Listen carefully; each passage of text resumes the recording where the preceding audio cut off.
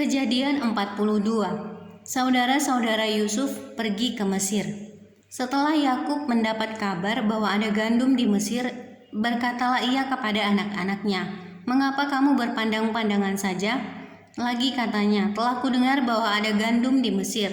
Pergilah ke sana dan belilah gandum di sana untuk kita, supaya kita tetap hidup dan jangan mati."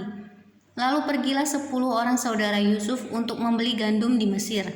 Tetapi Yakub tidak membiarkan Benyamin adik Yusuf pergi bersama-sama dengan saudara-saudaranya, sebab pikirnya jangan-jangan ia ditimpa kecelakaan nanti.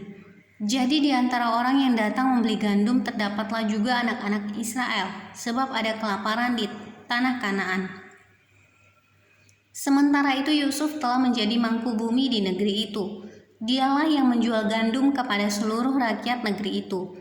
Jadi ketika saudara-saudara Yusuf datang, kepadanya lah mereka menghadap dan sujud dengan mukanya sampai ke tanah. Ketika Yusuf melihat saudara-saudaranya, segeralah mereka dikenalnya, tetapi ia berlaku seolah-olah ia seorang asing kepada mereka. Ia menegur mereka dengan membentak, katanya, "Dari mana kamu?" Jawab mereka, "Dari tanah Kanaan untuk membeli bahan makanan." Memang Yusuf mengenal saudara-saudaranya itu, tetapi dia tidak dikenal mereka. Lalu teringatlah Yusuf akan mimpi-mimpinya tentang mereka. Berkatalah ia kepada mereka, "Kamu ini pengintai, kamu datang untuk melihat-lihat di mana negeri ini tidak dijaga." Tetapi jawab mereka, "Tidak, tuanku, hanyalah untuk membeli bahan makanan hamba-hambamu ini datang.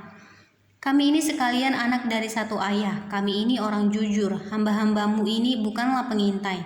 Tetapi ia berkata kepada mereka, "Tidak, kamu datang untuk melihat-lihat di mana negeri ini tidak dijaga." Lalu jawab mereka, "Hamba-hambamu ini 12 orang, kami bersaudara, anak dari satu ayah di tanah Kanaan. Tetapi yang bungsu sekarang ada pada ayah kami dan seorang sudah tidak ada lagi." Lalu kata Yusuf kepada mereka, "Sudahlah, seperti telah kukatakan kepadamu tadi, kamu ini pengintai. Dalam hal ini juga kamu harus diuji. Demi hidup Firaun, kamu tidak akan pergi dari sini jika saudaramu yang bungsu itu tidak datang kemari.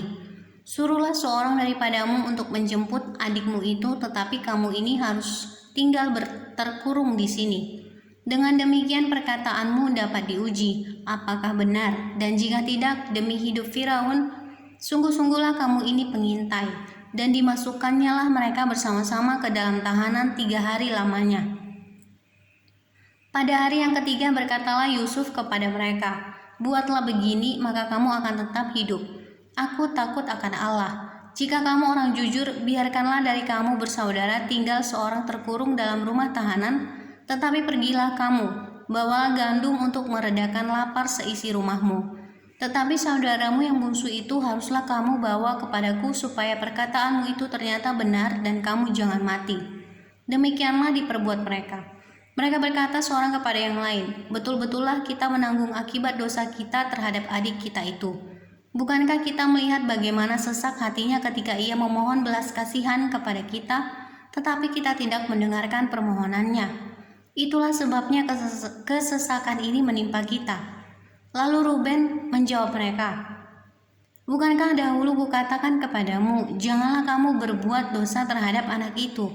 Tetapi kamu tidak mendengarkan perkataanku. Sekarang darahnya dituntut daripada kita."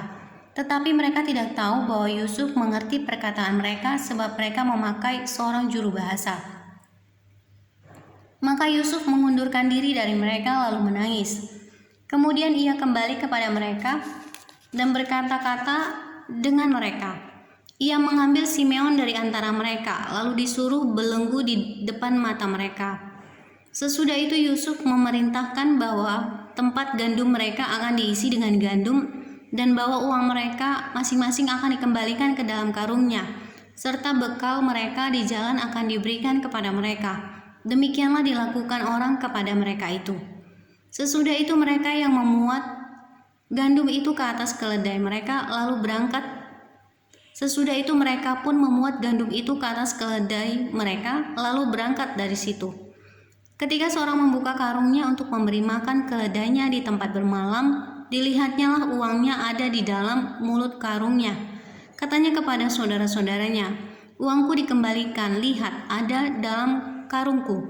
Lalu hati mereka menjadi tawar dan mereka berpandang-pandangan dengan gemetar serta berkata, "Apakah juga yang diperbuat Allah terhadap kita?" Ketika mereka sampai kepada Yakub, ayah mereka di tanah Kanaan, mereka menceritakan segala sesuatu yang dialaminya.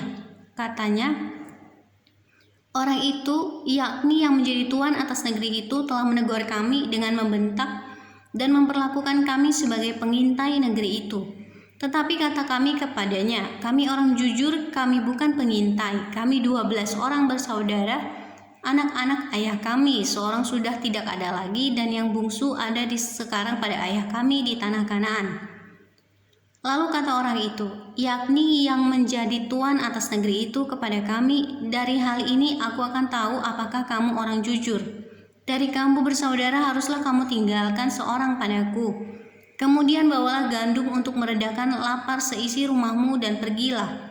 Lalu bawalah kepadaku saudaramu yang bungsu itu. Maka aku akan tahu bahwa kamu bukan pengintai tetapi orang jujur. Dan aku akan mengembalikan saudaramu itu kepadamu, dan bolehlah kamu menjalani negeri ini dengan bebas." Ketika mereka mengosongkan karungnya, tampaklah ada pundi-pundi uang masing-masing dalam karungnya. Dan ketika mereka beserta ayah mereka melihat pundi-pundi uang itu, ketakutanlah mereka. Dan Yakub ayah mereka berkata kepadanya, "Kamu membuat aku kehilangan anak-anakku. Yusuf tidak ada lagi dan Simeon tidak ada lagi. Sekarang Benyamin pun hendak kamu bawa juga. Aku inilah yang menanggung segala-galanya itu." Lalu berkatalah Ruben kepada ayahnya, "Kedua anakku laki-laki boleh engkau bunuh. Jika ia tidak kubawa kepadamu, serahkanlah dia ke dalam tanganku, maka dia akan kubawa kembali kepadamu." Tetapi jawabnya, "Anakku itu tidak akan pergi ke sana bersama-sama dengan kamu, sebab kakaknya telah mati dan hanya dialah yang tinggal. Jika dia ditimpa kecelakaan di jalan yang akan kamu tempuh, maka tentulah kamu akan menyebabkan aku yang ubanan ini turun ke dunia orang mati karena duka cita."